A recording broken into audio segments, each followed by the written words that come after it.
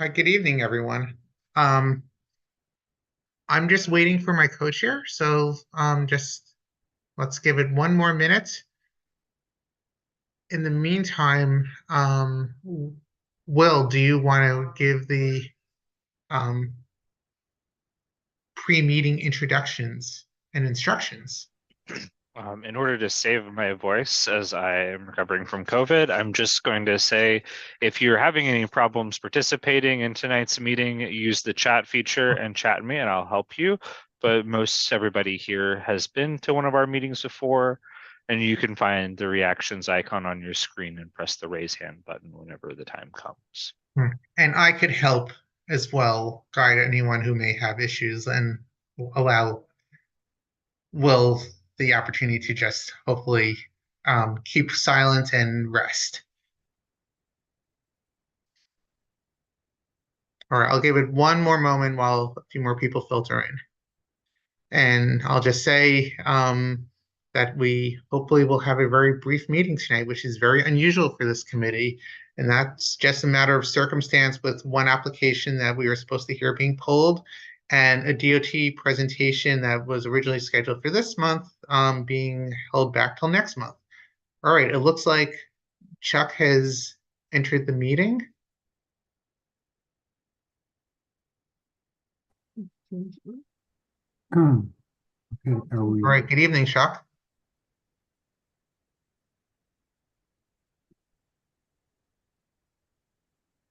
Can you hear me? Yes, we are ready to go when you are. Is that off?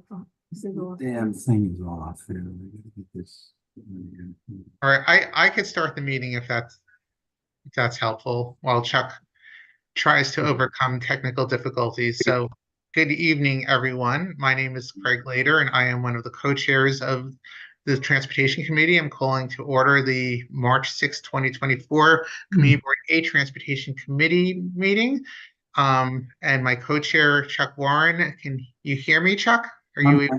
Yep. I'm All right.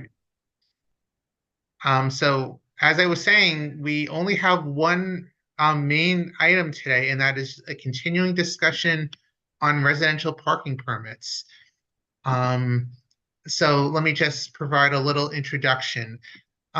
We have spoken about this on a number of occasions, most recently last month. And last month, for anyone who was here or has viewed our video from the meeting, we had a truly wonderful presentation from the manager of San Francisco's residential parking permit program, someone who has a real expertise on the topic and really provided us with a lot of insight as to not only just how the San Francisco program works and operates and the background and the goals and how it operates and the financial pieces of it and the administrative piece of it. But he, I think, gave us some good direction as to how we may want to continue to discuss this topic and perhaps make recommendations going forward. So because we had a packed agenda last month, we didn't really have an opportunity to be able to allow for discussion of the presentation. We had limited amounts of opportunity for people to ask questions, but we withheld comments because of other business we needed to attend to. So tonight we thought we would provide the opportunity to be able to continue this discussion, actually discuss the presentation or the issue of residential parking and see where we may wish to go from this point.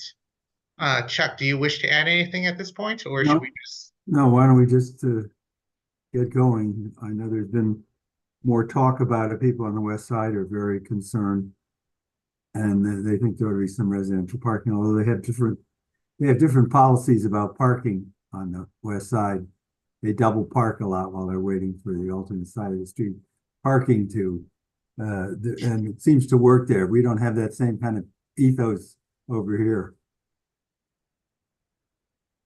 But why don't we go ahead? Yeah.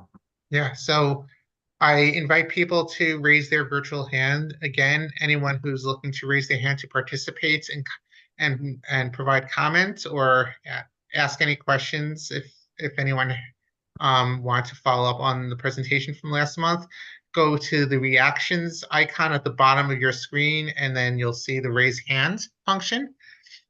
I'll just give the public an opportunity to raise their hands as well, and then we will go to any community board members that may wish to participate in comments. So I see one hand right now from the public, and that is from Diego Barberena. Can we unmute Diego, please? Hello, do you hear me? Yes. So my only question, I think the presentation was pretty good. And I have one question and one observation. So one question is, has the community board or other communities boards been in contact with anybody in the city council to see what they think? If this is gonna maybe happen or not? That's like the question. And my observation is like NYCHA has parking permits for their developments. So that may be something that we can look into. I mean, they have a price, they have a sticker, they have a system. So maybe we can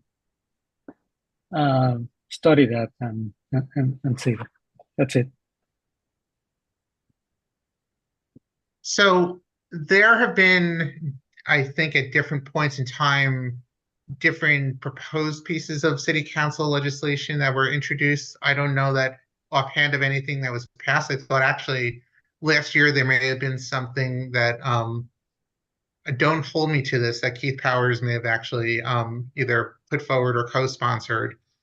But I don't know that there certainly aren't any requirements right now to have anything. I can say that on the record in the past, the current DOT commissioner has expressed support for residential parking permit programs, but I don't know that he has done so in his formal capacity as NYC DOT commissioner. So I'm not sure what work the city DOT is doing at this point as a potential future policy.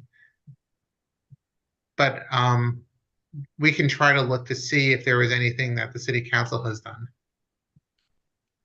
Yeah, it doesn't look like there's anything really on the horizon. And one of the things that Raynell said in the presentation last month was that it's there's a lot of difficult issues, and it's hard to, you got to figure out the geographical area that you want to cover, and you have to figure out exactly how you would work through a lot of issues to put one in place. And they've been, I guess, tinkering with things over the years, and we've never tried that. And there may become more impetus for it. You never know at some point when as things move forward, particularly with congestion pricing. Yeah. I do want to just correct something I said. I don't believe it was Keith Powers' office, and it actually may not have been the city council. Last year, it was actually a state senate bill that included a proposal for residential parking permit programs in New York City. I don't know if this is something that the state would have any authority over, or if this is something that the state would need to allow the city to do. I wouldn't think so, but it was a state proposal that was originally made, and that's, I think, what prompted us to have our discussion that we had back last May, which was just a general discussion, and which was the impetus for us inviting Raynell Cooper to speak last month. Yep, I guess we got a few public hands here still, Craig. All right, I guess next is Andrew Fine. Hello, everyone. Thank you for the opportunity to speak. In terms of residential parking permits, I think there should be a pilot program on the Upper East Side. I would suggest like the East 80s, for instance, where one side of the street, either north or south on the side streets, is reserved for local residents. It could be, a permit, a pass, whatever, some sticker in the window to indicate that you are actually from the neighborhood and you are entitled to parking. It could be one day a week where there's street cleaning, and the other side of the street could be left for everybody else, like contractors, workers, etc. I just think that with congestion pricing about to happen, there's been no consideration whatsoever of locals that are parking. And of course, we're very, very afraid that the neighborhood is going to turn into a park and ride because we're close to, like, for instance, the East 86th Street express stops were the first stop outside of the zone for both the Q train and the 4-5 trains. So I do think that a program where we can at least try it, just do it East 80s, East 90s, East 70s, whatever it is, by a block of 10 blocks where you can park on the south side or the north side of the street with a pass, a very, very, very low cost pass, would be instructive and intelligent. And I think that's something that we should consider, and we should consider it quickly, because congestion pricing, if the courts rule against the smart people that have sued against it, could happen in a matter of weeks or months. So I would highly recommend that we do this as a pilot program. And by the way, like, it's amazing to me that you can literally pass vehicles that have no plates, paper plates, the registration and the insurance like scraped off the front windshield, and they're not just towed away. People are living in these vehicles and their vans. These should be clear from the streets. They are an obstruction to all of us. But I am in favor of residential parking permits as a pilot. Let's see how it works. Let's do it on one side of the street. Thank you for your time. Thanks. I guess Evelyn David is next. Can you unmute Evelyn? Hi, good evening. Also, thank you for allowing me to speak. I'm totally for parking passes, residential parking passes. The one issue that the person who gave the presentation, Reynal, came up with, he said some of them passes are for a couple of hours a day. That would be insane. Okay. Also, actually, I kind of think if you're going to give a parking pass to people, they got to be residents of the area. We already know this. So having said that, I was also thinking about Con Ed bills, phone bills, cable, utility bills, any bills that prove you're a resident. Somebody moves to the area, they do not have the registration on their car yet. Okay, that wouldn't be fair for them. So, I mean, I was thinking voting, show you have to be registered to vote in the area. If you're a resident, you are registered to vote there. So you show your voting, prove that you vote in that area. And I believe you said that wouldn't be fair to people coming in. So then I thought, okay, you have to be fair to everybody. So all the bills that we pay with all our addresses, everything, all that stuff can be presented as proof that we are residents of the particular address. Having said that, I kind of think it should be open it up. Not everybody's going to want a parking pass, or maybe they'll want it, but they won't use it because they'll be in and out of town. And it's very difficult actually thinking about this logistically. Do you reserve a spot for them? No, you can't do that. What it will just show is that they are a resident of the area and they have a pass to park there. Alternate side of the street is definitely a problem. That is a definite hitch. I don't know, a lot of things to be worked out. A lot of things, okay? And it's very complicated. And for what they're doing in San Francisco, there must be so many problems. I know people up in Boston I've met were talking about this and said it just got to be completely crazy. And I don't know if Boston still has it, but it was very, very, very complicated and caused all kinds of headaches. So, I mean, I don't know. We got to still try, I think. Congestion pricing is a nightmare. It's a nightmare. It's a nightmare.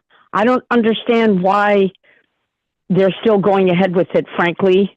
You've got 99% of New Yorkers against them. And politically very unwise. Anyway, thank you very much for your time. We will all, I'm sure, be discussing this Yeah, sooner rather than later, but a lot of stuff has to be ironed out. Okay, thank you very much. I guess Thank it you, would have Evelyn. to- I just want to provide one clarification and make one comment.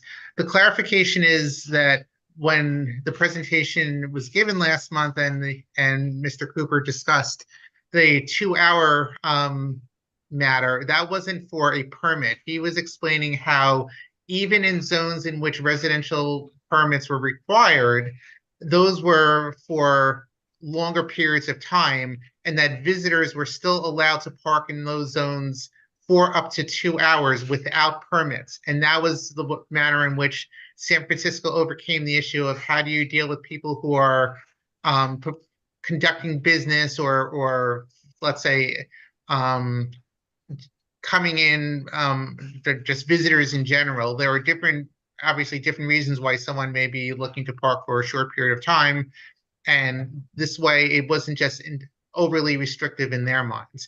And then, in regards to the residency question, he explained how San Francisco requires both the vehicle and the insurance to match the existing address in order to prove residency and be eligible for residential parking. So any program, I think, assuming that what San Francisco faces is something that New York would follow, any program will have to come up with a mechanism to determining how to prove residency and eligibility for any program that may be developed. And that is something that can't be done on the fly. That will take a decent extent of administrative work that will probably require a maybe not a significant amount of time, but certainly some time.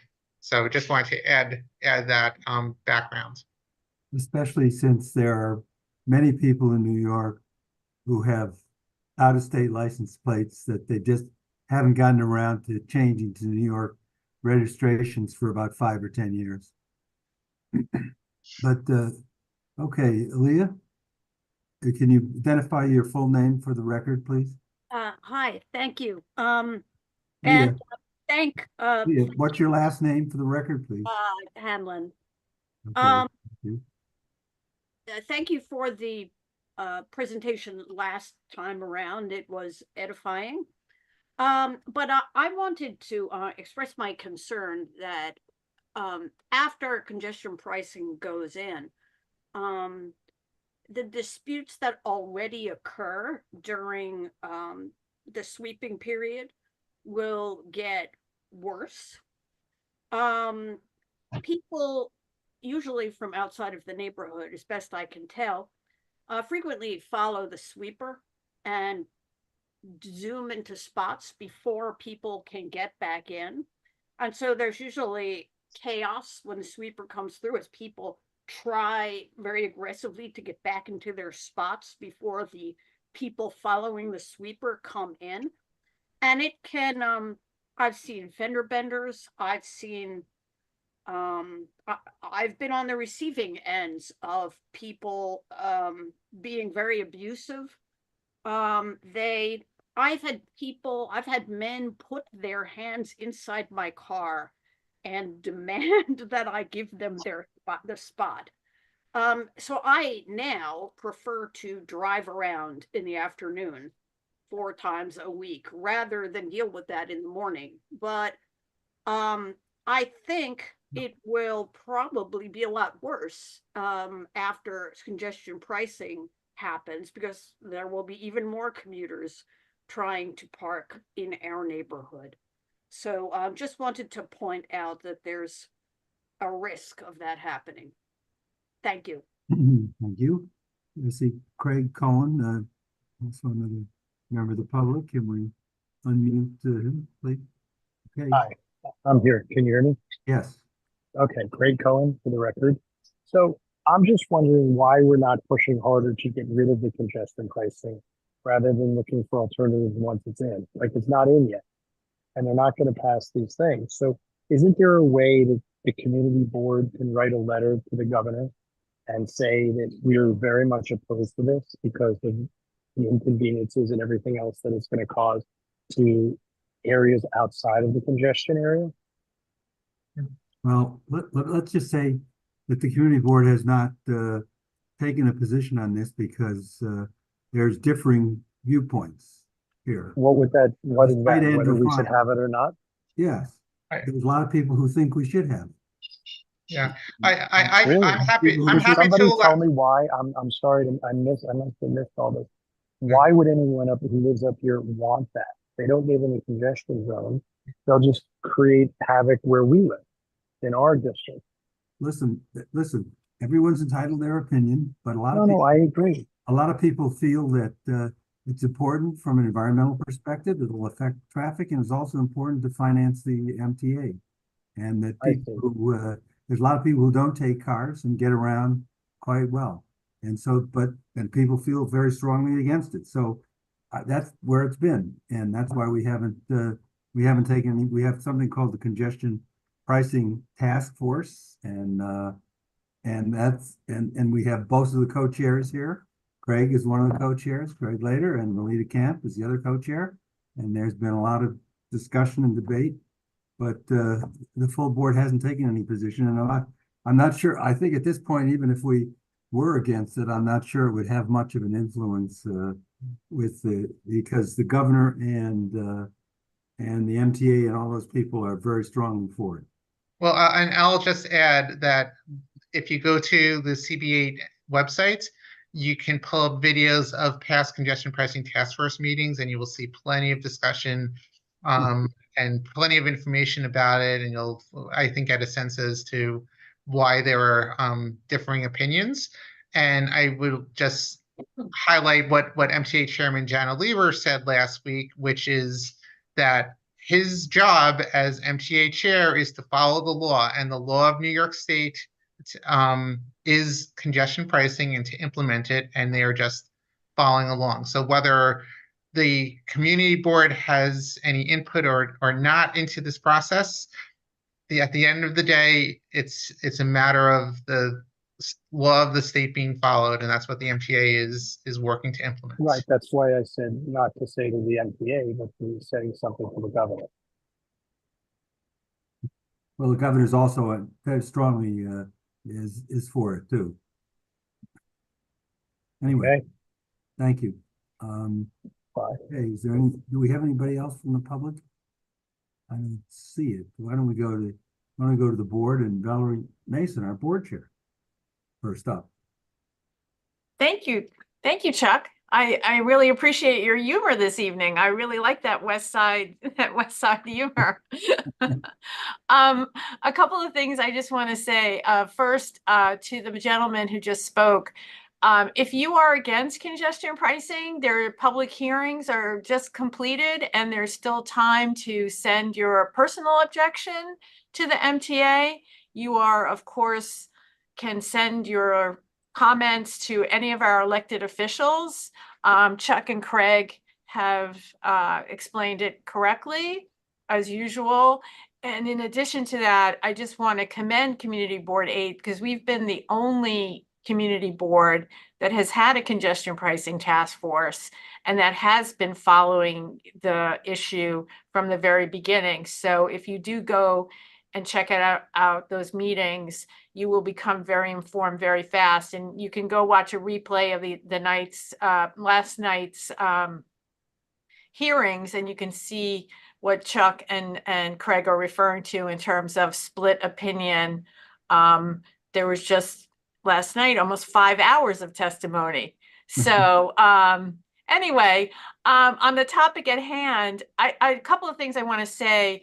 The first is that in terms of going to the borough board, and I mentioned this at the full board briefly, I think, Chuck, the last time, the borough president is actually working or, developing some kind of residential parking program that he wants to present. So I don't know when that will be unveiled, but obviously that will be something we can take a look at. Sure. In terms of whether, I have to admit, I haven't had time yet to look at last transportation meeting, which I unfortunately missed because I was looking forward to it. But just a couple of things on the residential parking that I think are kind of unique to our community in that we have a lot of hospitals And, we have to be, the problem with instituting a residential parking program, in my estimation, is we have been 40 years without creating the requisite number of parking spaces that we should already have here.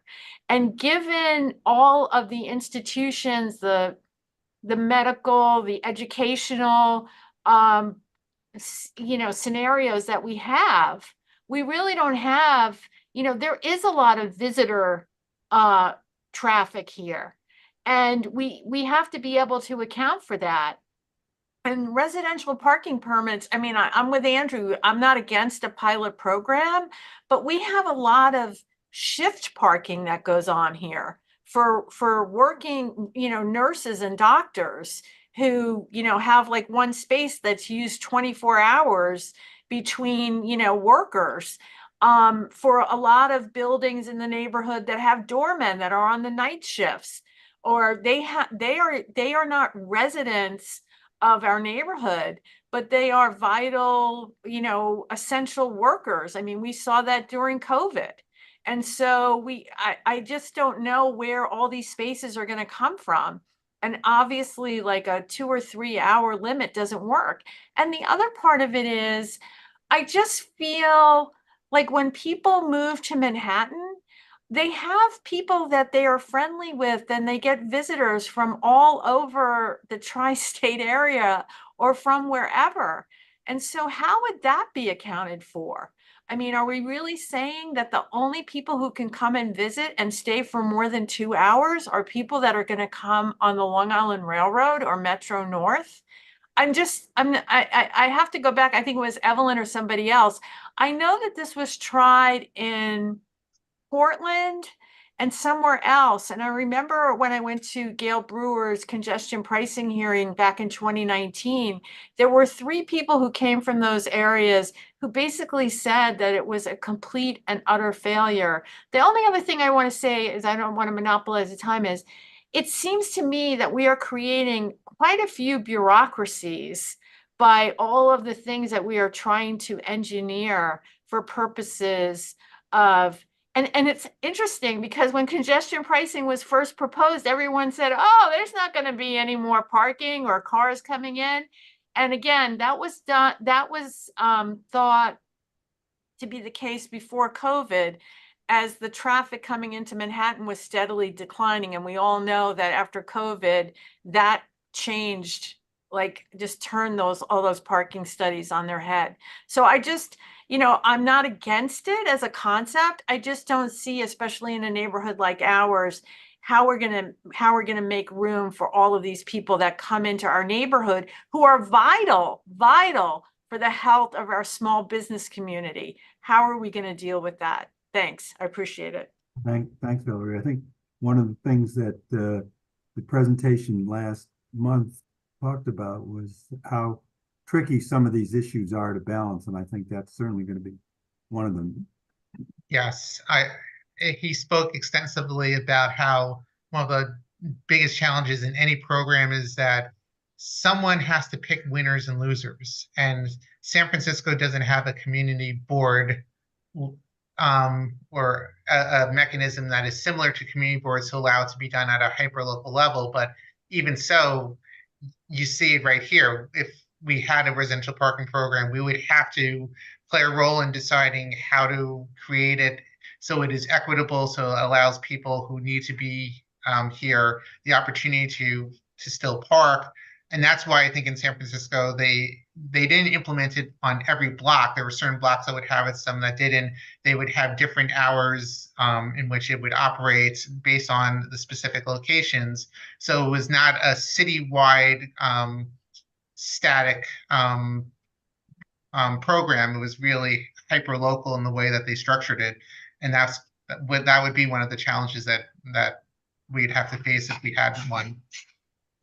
And that's not saying that it is or isn't worthwhile. It's just the reality of what we'd have to deal with. Valerie wanted to comment again. Watch the video, Valerie. I think you will find it extremely Yeah, valuable. I am gonna watch the video. I forgot, but just a question. I mean, my familiarity with San Francisco is even though it has a downtown and in a lot of the residential neighborhoods, they have their own parking garages in like single family, two-family homes. Did they address that as part of it?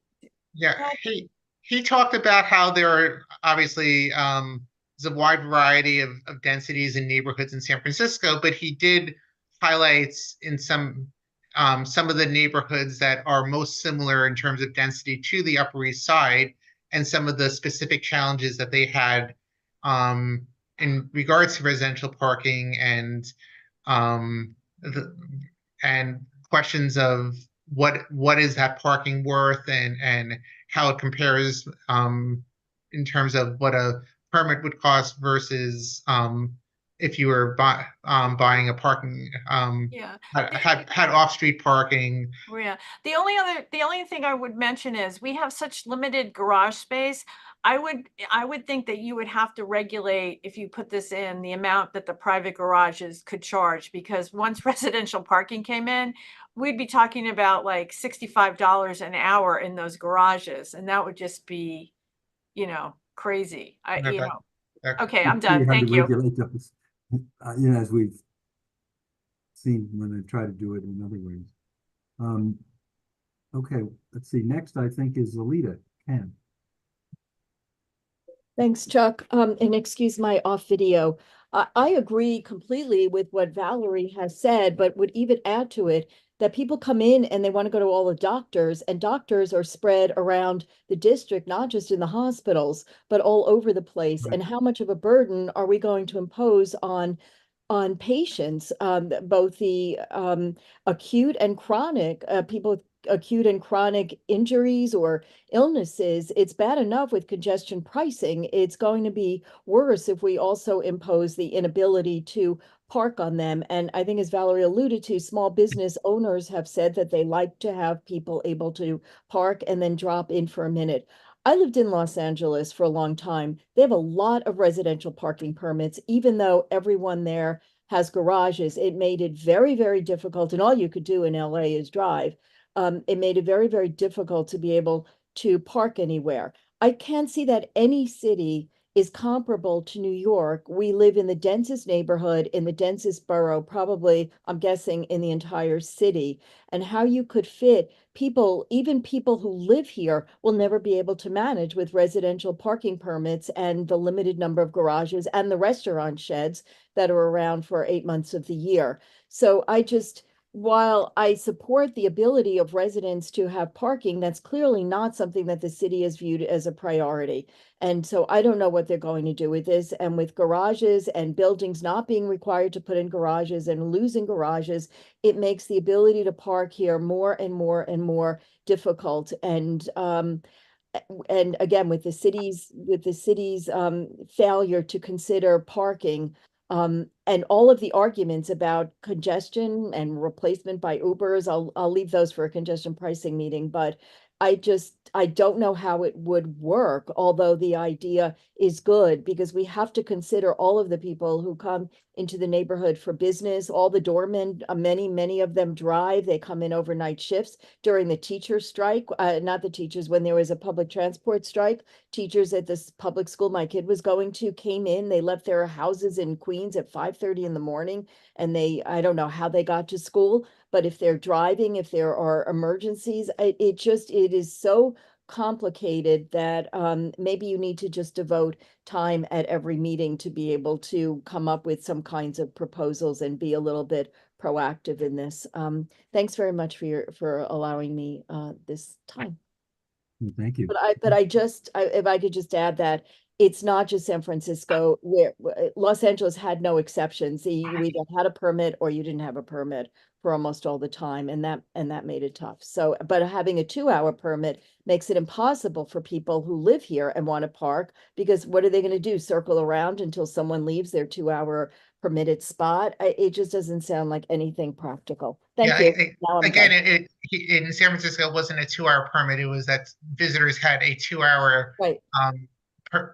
two-hour slot in which they could park in a residential parking permit area that residents could park for, like, whether it be from 8 a.m. to 6 p.m. or 7 a.m. to 7 p.m. Right, So I get that, but that Oh. just seems to defeat the whole purpose of a residential parking permit, because it means that people could be in residential spots, even if it's only for 2 hours worth of time. They could be there basically all day, different Oh, yeah. different people, and that Yes. makes it, then why have it at all? Yes, and I believe he also mentioned during the presentation that even with those restrictions in place, that those visitors were able to oftentimes stay beyond that 2 hours. And he also mentioned that in the neighborhoods that were most similar to the Upper East Side in terms of density, that they did have capacity issues, that there were more permits than more permit holders than spaces available. So it didn't necessarily solve the parking issues. And we know that that's the case here. Maybe San Francisco, in terms of relative density, are between Third Avenue and Fifth Avenue. But when you start to look at the avenues going east, where we have these enormous developments coming in, and where the sidewalks are jammed, much less the streets, it just doesn't. I just don't know how to balance all that. I can't imagine San Francisco as any area that's comparable to those, but that's besides the point.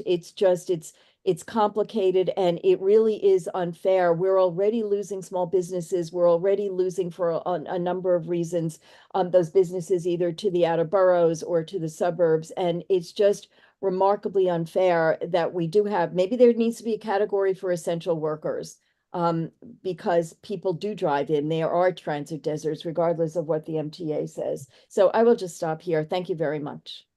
Thank you, Alita. I guess we have, looks like someone from down under here, Costs. Yeah, thanks, Chuck. I would assume that residential parking would not be both sides of the street or both sides of the avenue. It would only be on one or the other, rather than take up all the spaces. Is that so? Well, there's no cost, there's no program. And, I think that's part of what he was saying last month was you have to figure out exactly how you're going to do it. It depends on how many permits there are. And, I think you're probably right that a program here couldn't have it on both. If you had it on both sides of the streets, then there would be no parking for a lot of other things where people need parking. And as we know, as Craig said, once you say you can come in for 2 hours, it's just like everything else. When you need enforcement, and most people, would stay longer than 2 hours. You're not going to get it. But I think it's a question of, as a lot of people have alluded to, I think, as Valerie and Alita, there's just a lot of complications here in the city. If you just think of our neighborhood, and you think, whether it's the hospitals or all other businesses and everyone else who's looking for parking of one kind or another, it would be a very hard program to design. But parking in the city is now run by the city, not by the state, correct? Yeah, the parking, well, it's a hard answer. I think that the city generally does make the parking regulations because we go to the Department of Transportation. We have resolutions that say, here's the kind of sign you can have, here can do this kind of parking and stuff like that. And I think I think that's right. And then, permits are given out whether they're by the city. So I think it probably is the city. I don't know whether they've given dispensation from the state. There's the municipal law, state municipal law, which gives certain things to where the state allows the city to do it. But I'm pretty sure it would be the city that would do it, since it governs a lot of the other parking regulations, in fact, all of them that we deal with, as opposed to moving violations and things like that. Right. Now, the other thing, I park in a garage. I have to apply for a tax dispensation. Right. I have to prove that I live in the city. So the city already has that information. The other, as far as being a resident of the area where you are, so that's a moot point. The other thing, if I park on the street now, there's an app that the city has which is useless, but the one I use is Parkmobile. I enter the zone, and and I have the app already. I've got my registration on there. So the inspector walks along, he knows exactly that I have paid, and I am legally parked there. So there is an app already which could theoretically be used for residential parking, rather than the zone meter now, which stretches for what, a block. You have the DOT come up with a super zone. So by the app, already I'm a registered owner. I live in the city. I'm allowed to park in the area or whatever the zones that come up with. So, I mean, there's already pieces already in place that theoretically could be used for residential parking if, people get together and come up with combining the 3 or 4 things. But, we definitely need residential parking for some people. And, you can't say you're comparing it to San Francisco. It can be compared, but at the same time, it's completely different. But, you get people driving around for hours and hours looking for a space, and people park there 24. It has to come, and it will come. Anyway, it'll be worked out by the powers to be. Thank you. Thanks, John. I believe. Go ahead. I was just going to say, just in defense of the San Francisco comparison, San Francisco is this next densest city in terms of residential density after New York. And there are some census tracts in San Francisco that have more than 100,000 people per square mile. So that is comparable to many of the census tracts in the Upper East Side. Maybe not in most of the city, but as a comparable in terms of places with residential parking programs, it's probably the closest in terms of built environment and densities that we're going to see, at least here domestically. But in San Francisco, the residential area is scattered. You have 2, 3, 4-story buildings. Yeah, you don't have 20, 30. So, right, but if you go just south of the Bay Bridge, the SoMa area has residential densities that are similar to the Upper East Side. Yeah, and it has a lot of towers and high-rise towers.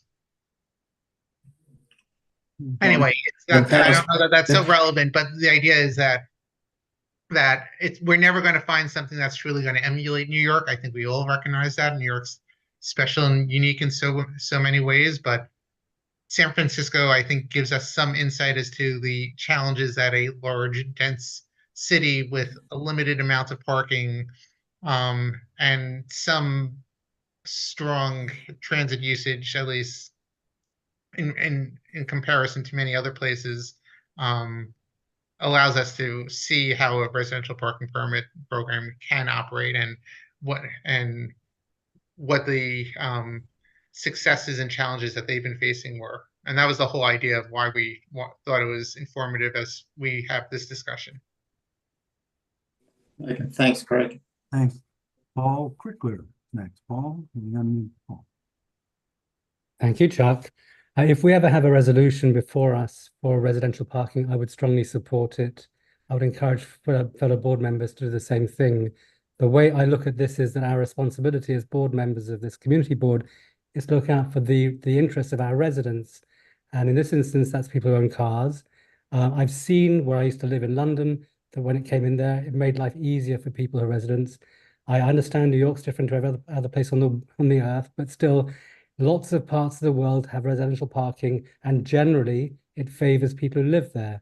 I haven't owned a car for a while, but it must be murderous trying to find parking. I used to have a parking garage, but I know what it's like to be looking for parking, and it's horrible. And I think people who live here deserve that benefit. Along with that, I would encourage the resolution to include charging for that. This is the public realm. 75% of New York City is the streets, the sidewalk and the streets. We have precedent even here in New York for charging for use of that space. The recently rolled out dining program, outdoor dining, charges restaurants who also pay taxes, in addition, fees for using the space. Even a modest charge of something like $1,000 a year with 3 million spaces That would raise $3 billion. Now, not every space will get charged and blah, blah, blah. Lots of ways you can cut that down. But $3 billion is a lot of money. I think that the Department of Transportation budget can't be more than $5 or $10 billion. Anyway, I'm strongly in support of parking preference for residents, and I think it should be combined with a charge, a modest charge as well. Thank you. Thank you, Paul. And we'll have to see. Valerie said there may be a something that the borough president comes up with, and we'll see what it looks like. Rita Popper's next. Rita. Send me Rita.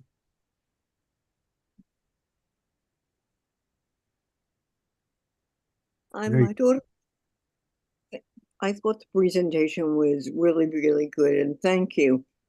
It wasn't apples to apples, in as much as that everybody who lives in San Francisco gets a permit. My daughter lived in Boston for many years, and one side of the street was for people with a permit, and the other side of the street was for people without a permit. And then there was a waiting list for permits, which San Francisco does not have. I also think that we have to think about every time somebody builds in New York and they tell us it's not going to affect the congestion. I'm really thinking of Memorial Sloan Kettering, and Hunter was going to put up a nursing school right there. Hunter never had the money and they didn't build it. And Memorial Sloan Kettering didn't really come up with the parking spaces that they thought that they were going to have. We don't build decks, as they're called, in any major city so that you can build, you can park, in those spiral things, and they hold many, many, many cars. It's a problem. I'm almost glad that I don't have a car anymore. I miss it. But I can tell you that my garage went from $500 a month to $800 a month just after the pandemic. So New Yorkers really get it, no matter which way, whether they pay for parking or they don't pay for parking. We really have a lot on our table and a lot to think about. Thank you. Thank you for that presentation. Thank you, Rita. Okay, Alita, I see one further comment on Rita. Yeah, thank you, Chuck. I do think that as community board members, we need to consider quality of life for our residents and also consider our businesses, and that would include consideration for the workers and the shoppers and the doormen. Two of my doormen live north of the 1 train's last stop up in the Bronx. They work until midnight, sometimes overnight, and asking them to somehow take public transportation or not be able to park just doesn't seem right. Second of all, if we still had the zoning that required garages with new buildings, we wouldn't be talking probably about residential parking permits because there would be spots in those garages. Paul, thank you. $3 billion at $1,000 a pop. We'd have $2 billion left over after the $1 billion from congestion pricing supposed to support, and we wouldn't need congestion pricing. And then finally, if we look at the attitude about garages and we remember the Friedland building on 94th Street talking about getting rid of the garage and that people won't need parking, that there was a surplus, I believe they said something equivalent to there is a surplus of spaces on in that neighborhood or on that street. And obviously through this discussion, we know that that's not true. So there's just a huge conflict of interests between not having garages and talking about residential parking permits. And I think there needs to be a cohesive plan about parking and about so many other things that this administration has come up with that conflict with each other. Finally, I have an item of new business. I could either take up your time later or mention it now. Well, why don't we wait? Because I want Colleen, Okay. I want to get a report from Colleen, and then think there'll be some question. I know some people have some questions for Colleen too, and if you want to bring up the new business, then I think that makes more sense. Okay. Further comments? Okay. All right. I think, well, to be continued probably if we get some further proposals on this, and it sounds like we will, according to Valerie, at some point here. Yeah, I was going to ask about what our next steps should be, but if there's a possibility that the borough president's office may put forward a proposal, maybe that would be the time to weigh in, because I think we seem to be conflicted right now, and I think if someone is looking to put forward a potential plan, it would be easier to comment on that rather than to try to come up with a resolution that would be perhaps all over the place and not provide a lot of clarity. I agree. Okay, let's see, it's 7:22. And Colleen, do you have anything that you'd like to report to us from DOT? Hi everyone, it's Colleen Chattergoon from City Department of Transportation. As most of you know, the Dining Out NYC program has been announced, the permanent program. So we have on our website the criteria. We also have the link where existing restaurant owners can start applying. And as many of you know, under the new program, the structures are not going to be there anymore. It's movable amenities, which is tables and chairs. So it's going to be a whole different layout. And we are working on a schedule to come to the community boards to give a presentation. And I'll keep you posted on that, but that's going to happen very soon. We did give a presentation to the borough president, borough service cabinet meeting last week. So there was a lot of questions from the district managers. So once I have a date secured, I'll let the community board know, and we'll schedule that on the calendar. And Andrew, I know you're eager about the street cleaning rule regulations. So just so you know, we are working with sanitation to confirm the dates and the times and the hours for that segment of Lexington Avenue. Sanitation, from what I'm told, they have a plan ready. They just have to double check their service data to match the pending cleaning area in that location. And just so you know, Andrew, that resolution was from last year. It was not 3 years ago. Just want to make that clear. So we are working diligently with sanitation. So the signs are going to have to be changed. And I believe we're going to have to reprogram some of the meters along that corridor. Okay. Okay. There may be some questions for Colleen, and then so why don't we go, Valerie? Thank you.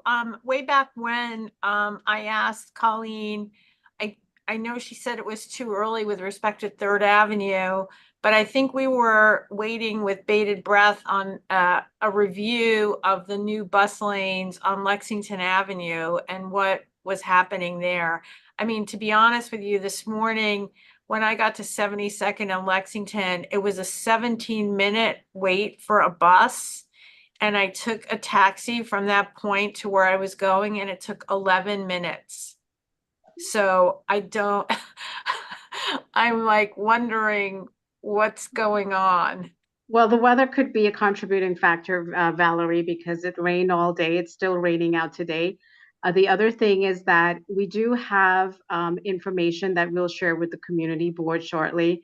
The stats was given to Borough Commissioner Pinkar, so we're putting together something that we will share with the community board. Okay.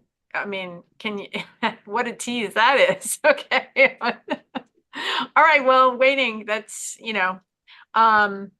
so, is it going to tell us the bus times? Can you just give us an idea of the data is very positive, I want to say.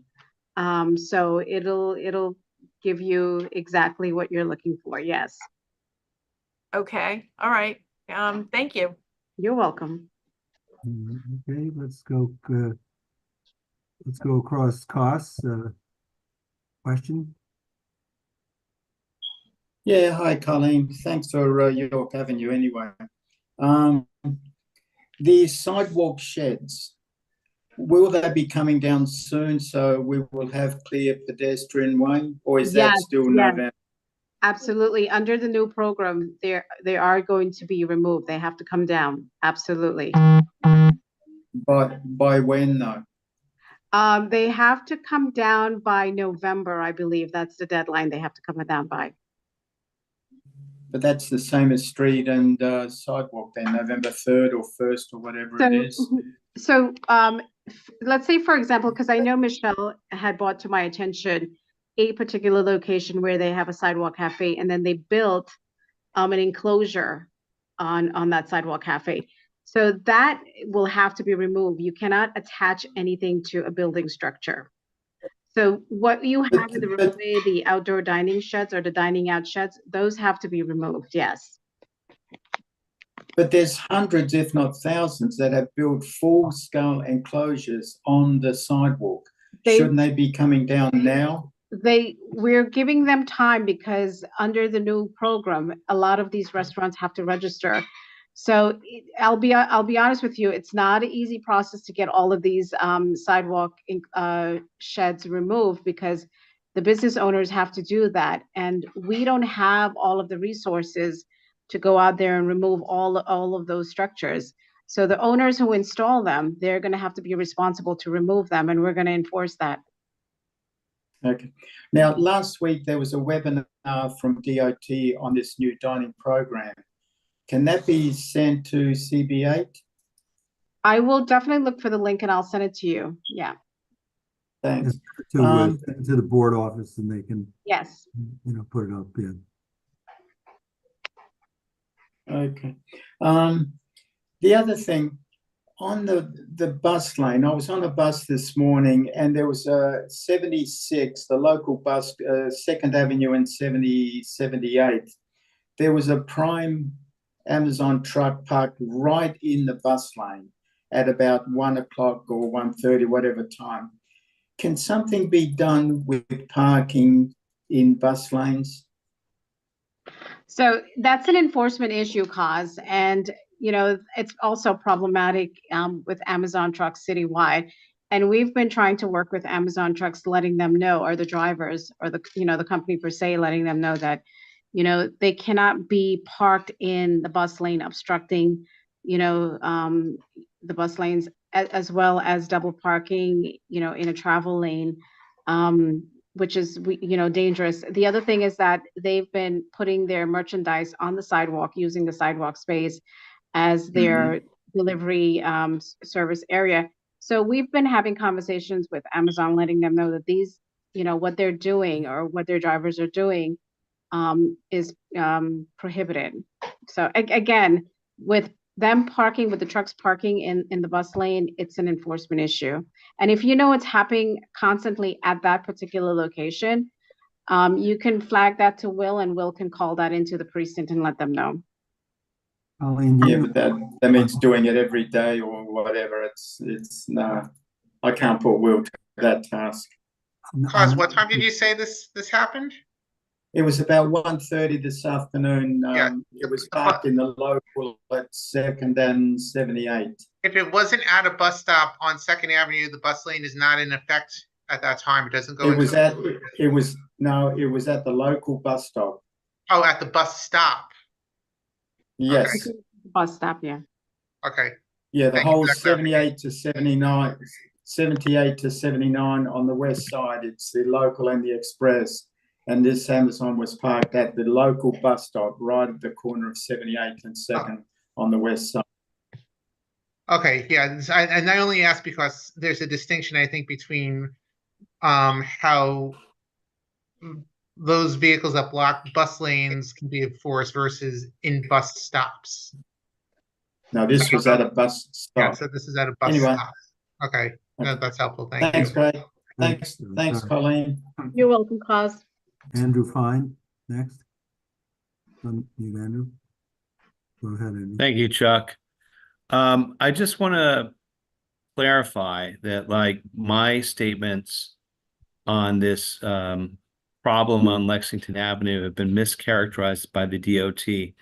At no point did I suggest that I complained or the community board complained about the change of regulation on Lexington Avenue that excludes sweepers from rolling down Lexington Avenue. I did not suggest that 3 years ago. The DOT changed the regulation 3 years ago, and the street has not been swept properly in 3 years. But I brought this up about a year ago, and the community board resolved to fix this issue last July after a modest delay in getting the issue heard. So the bottom line here is that we need this fixed. I mean, we've been waiting for a really long time. The street has not been swept properly in 3 years. Just in the time since the community board resolved that the DOT should fix this, Third Avenue was completely reimagined, reconstituted, and repaved. Yet at the same time, Lexington Avenue, they can't change the signs between 59th Street and 94th Street to allow a sweeper a half an hour, an hour and a half, whatever it takes to clean Lexington Avenue. And subsequently, since this change, the streets are filthy and there's certainly more vermin. So on top of that, just let me point out on the reimagining of Third Avenue, the one thing they did not reimagine or even imagine was pedestrian safety.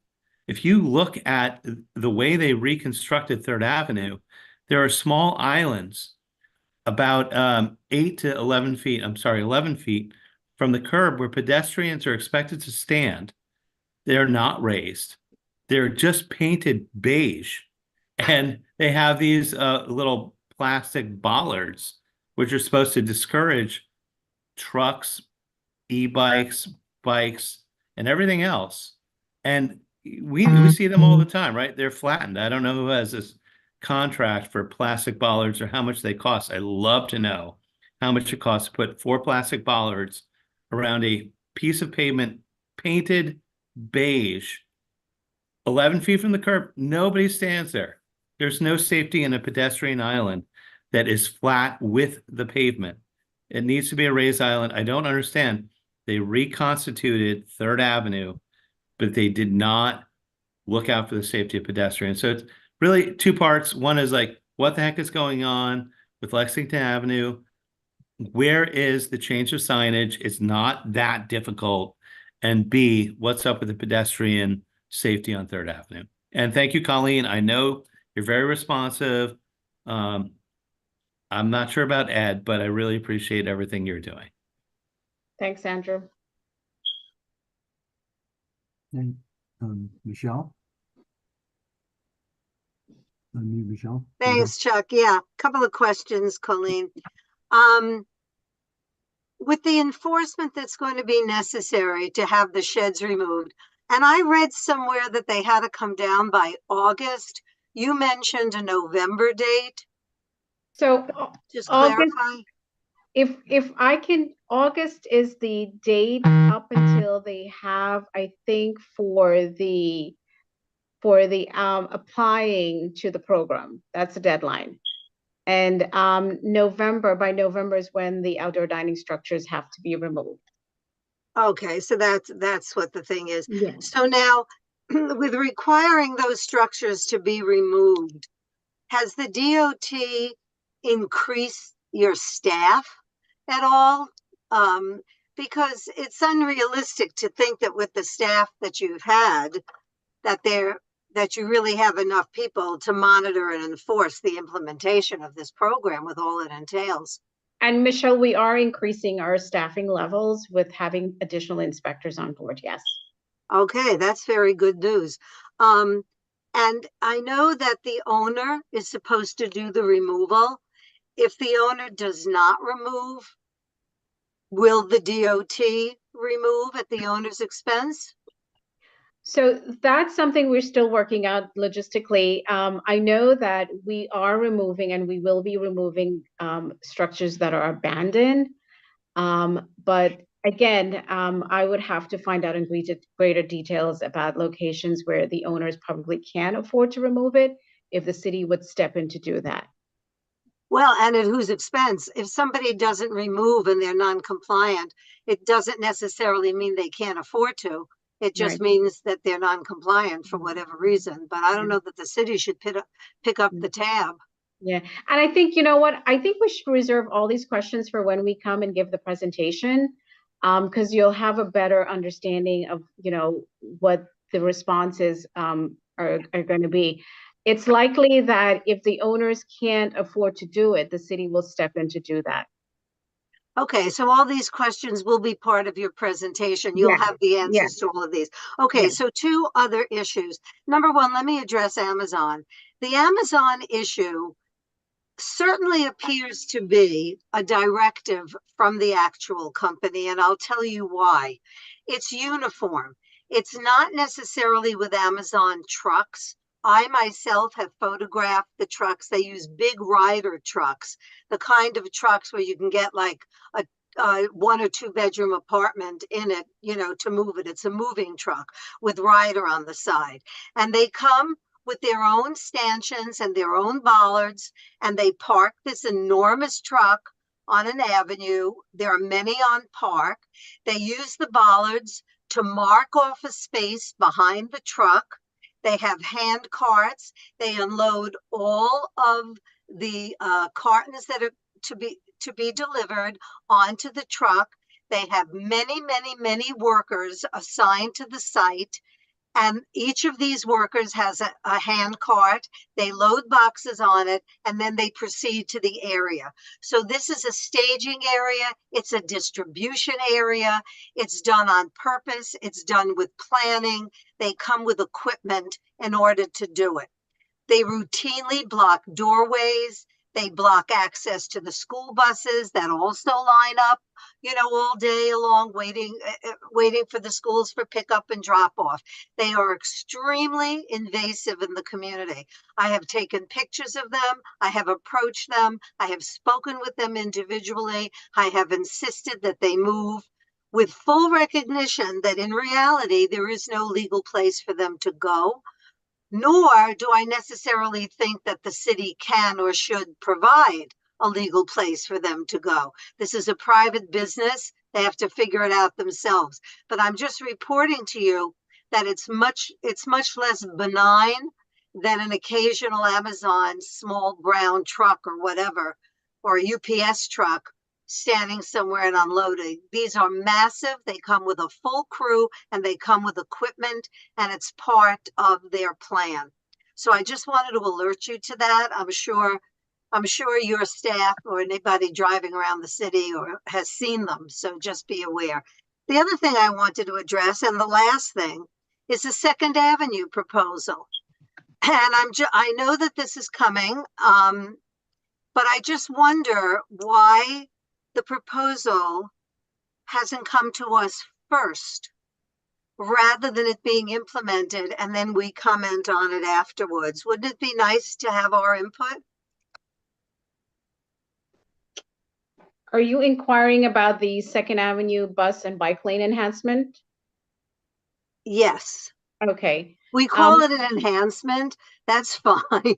But you're taking a Second Avenue, you're taking a bike lane. I think you're bringing it up to however many feet more than it already is. Why don't we have some input on that? But yes, that is what I'm talking about. Yes. We just recently presented this to Community Board 6, which is on Monday. I have to check with my colleagues on a time frame of when they're going to want to come and present this to Community Boards 8. I know we were planning on coming next month to give a presentation on the on another project. I think Smart curbs. Smart curbs. Yes. So let me check and see with them the timeline and coming in April.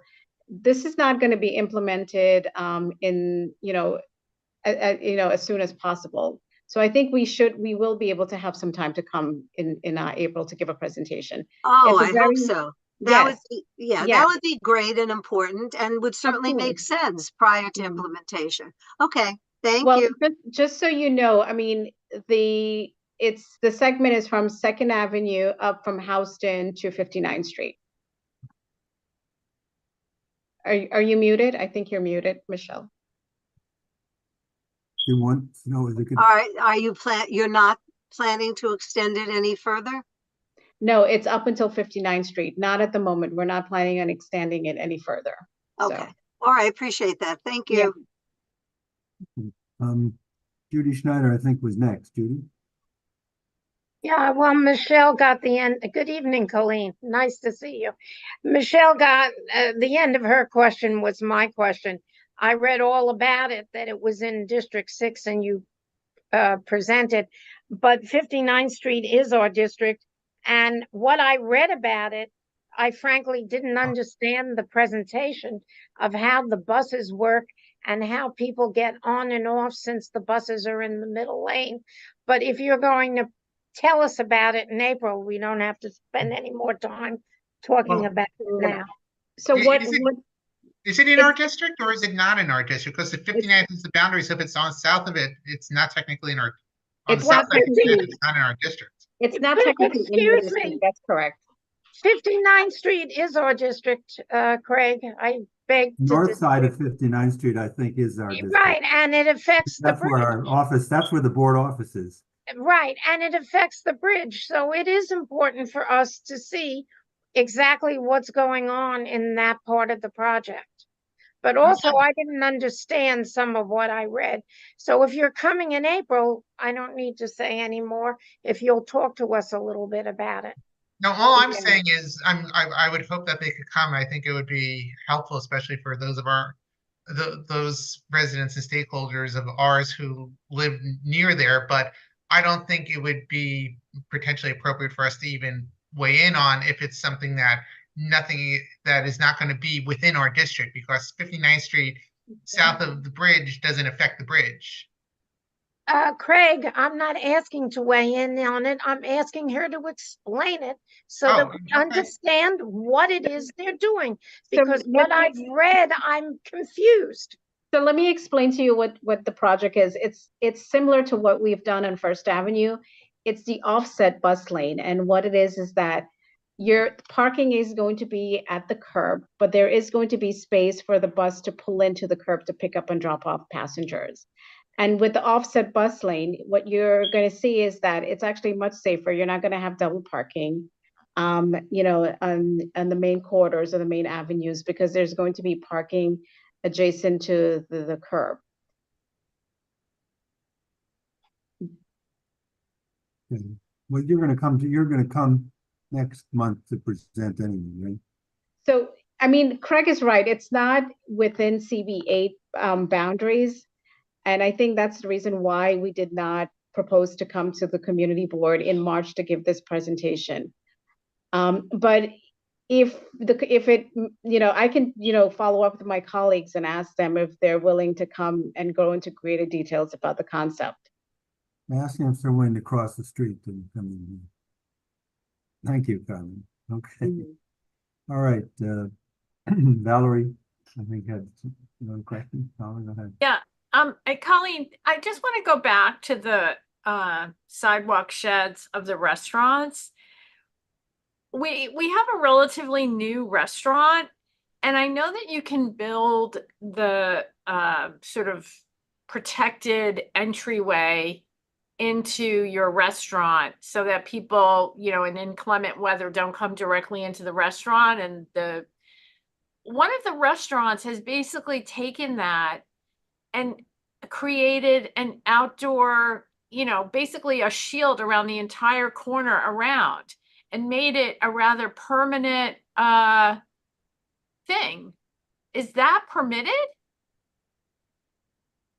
So I don't know if you're talking, is this on the sidewalk or? Yes, it's on the sidewalk. It's basically taking what you would use for the entryway, like the green, very heavy material, and just literally now taking what would have been the outdoor just seating, and now it's completely encased, and they've now sort of created the outdoor perimeter. So that would have to be removed, Valerie. That would have to be removed. under the new program. But why would they have even been permitted to put it out there? They came into the restaurant like a year ago. Valerie, to be honest with you, I don't know the name of the restaurant you're talking about, and I don't know the location, and I don't know when they install this. Again, under the new program, it would have to be removed. Okay, I'm going to tell them that. Okay. Thank you. Alita Camp is next. Alita. Thank you. Hi, Colleen. Nice to see you. Thank you for being here.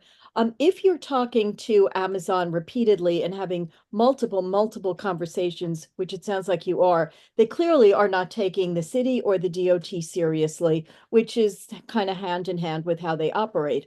So I would suggest that there be a reconsideration of the stipulated fine program because it sounds very much like they're abusing their privilege. And it should be something where they recognize all businesses that participation in that program is a privilege. And if they don't conform to what they're supposed to do, they're removed. They're going to have to pay the face value of every single ticket. And to contest it, have a whole fleet, no pun intended, of people to stand in court arguing about those tickets. So maybe that's an answer because it's just so abusive what so many of these delivery vehicles do. That's all I'm suggesting. Thank you. You know, on that, Alita, that program, that stipulated fine program, is the Department of Finance, I think. Oh, sorry. So, yeah, but the DOT but must you have know, it. we should. That gives me a thought that we probably should try and actually get somebody to come to our meetings to talk about that, because I think that's one of those programs that you know, helps make it very hard to enforce a lot of the regulations that people would like to see enforced against the companies like UPS and Amazon and you name it, Fresh Direct, et cetera, et cetera. So I think Craig, we ought to see if we can get somebody from the Department of Finance to talk, if they will, to talk about it. Yeah, that would be great. Thank you. I see Rita stepped out. She had her hand up. Let's go to Andrew Fine. We can get back to Rita. Go ahead, Andrew. Thank you, Chuck. Yeah, I think one thing that you're overlooking in terms of the Amazon and Fresh Direct trucks is that I believe the city council made a change in the law where if there's somebody sitting on the back gate or sitting at the wheel of the truck, that they're considered as loading or unloading, and therefore they don't get a fine, even if they're smack in the middle of Third Avenue, which is problematic to say the least. I'm wondering on another point, I didn't get any response at all from Colleen in terms of the issue with pedestrian safety on Third Avenue and the flat islands with the bollards. Nor did I get a real answer in terms of when are they actually going to change the signs on Lexington Avenue. I know that I'm critical of the DOT at times, obviously, but I do think that the public deserves to be heard on this and actually get an answer. I would appreciate one. Thank you. Andrew, we have to coordinate the hours and the days, the street cleaning regulations with sanitation. Again, that's in the process of being done. In terms of the signs, it's a lot of signs that we have to change along the corridor. So we have to submit that sign request to our sign shop. It may take I don't know, it might take a few weeks. It may take a few months to get those signs installed. Mainly because we have a lot of sign requests as well, but we'll try our best to expedite that, Andrew. Is there an actual like request in the works, and is there a window that you've decided on to Andrew, allow again, sweepers? Yeah. Again, Andrew, the request in terms of the days and the times, we don't know yet. Sanitation has to give us that information. And we're working with sanitation to obtain that. Once we get that information, we will submit the sign request to have the signs changed. And again, it's a large quarter that we have to change the signs. I got it, and I really appreciate that. I will point out that the DOT managed to completely reconstruct Third Avenue since the time that we've made this resolution. And I hope that changing signs is not terribly difficult. And I know it's been a few years since Lexington Avenue has been properly swept. And we really look forward to the DOT taking action to expedite this to return Lexington Avenue to a decent state of sanitation. And I thank you for your help on this. Sure. And regarding Third Avenue with the painted islands, those are done temporarily because, as again, with projects such as Third Avenue and Second Avenue, where we have these painted islands, we do these in temporary materials because eventually they will become permanent. So being that it's in temporary material, we do a lot of analysis to make sure that the materials that we're putting out there is effective. So when it becomes a capital project, you know, those island spaces will be built out in concrete. Oh, that's good. So it'll be raised and bikes Yes. will obviously not try to run straight over them. Appreciate that. Is there any cost estimate in terms of like how much it actually costs to paint like 12 square feet and put bollards there? I don't know what the cost estimates are for that because I don't have that information handy, but I'm Okay, sure that was we could- just curiosity. I really appreciate you answering my questions this evening. Thank you. You're welcome. Let's go back to Rita. Rita, go ahead. You had left for a minute, so we passed it Sorry. early. That's okay. Elaine, it's good to see you. I have a question, and I don't know for a solution. There is a bus stop between 91st and 92nd Street, the east side of 2nd Avenue at the corner. It's a very large bus stop. Key Food is directly across the street between 92nd and 93rd Street. A Coca-Cola, all their delivery trucks the 18-wheelers will park in the bus stop. They don't have a loading zone, or they never asked for it. I have no idea. But when you're standing waiting for the bus doesn't see you standing there because it just goes by. It sees a great big truck. What can we do to change this? I mean, there are a lot of people standing waiting for the bus, and what do we do? So it's a great question. I mean, you're talking about safety and the bus having access to pull into the curb. I think we can work with that company or the supermarket to see how we can create a loading zone for them. We've done that citywide with Fresh Direct, with other companies. So let's be in touch, Rita, and I'll get more information from you about, you know, the exact location, and I can reach out to the supermarket. Thank you. The fire department also parks there so they can go shopping, but the bus is able to see because the fire truck is much smaller. I'm sure those trucks are they're big, they're large. Those trucks. Colleen, thank you so much. It You're really would be a big help. Okay, Michelle, is another question, Michelle? Thanks, Chuck.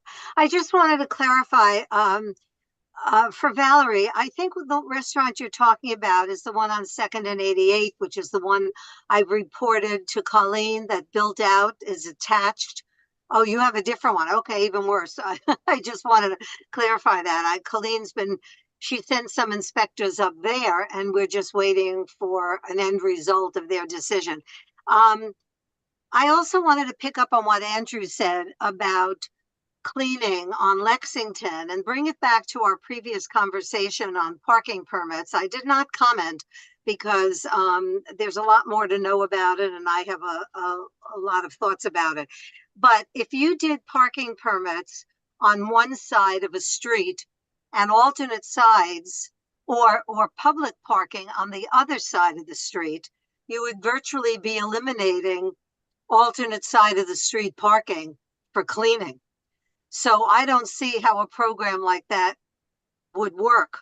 because at all times you would have an allowance for somebody to be parked on either the north or south sides of the street. And if you switch that because you're allowing for alternate sides, then you would not be accommodating everybody as you're proposing. So I think there are a lot of flaws in that suggestion. I just wanted to throw that out there in light of the issues that we're having on Lexington and the concerns that we have about alternate side of the street parking. Thank you. Thank you, Michelle. I think Evelyn David here. Go ahead, Evelyn. Oh, thank you for allowing me to speak again. Fast little comment here. I know in my neighborhood in the 60s, we can't park on Lex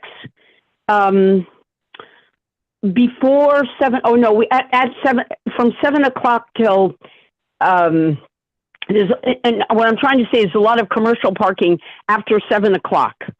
So sweeping the streets before 7, nobody's parked there actually. Hardly anybody's parked, actually, early in the morning before 7.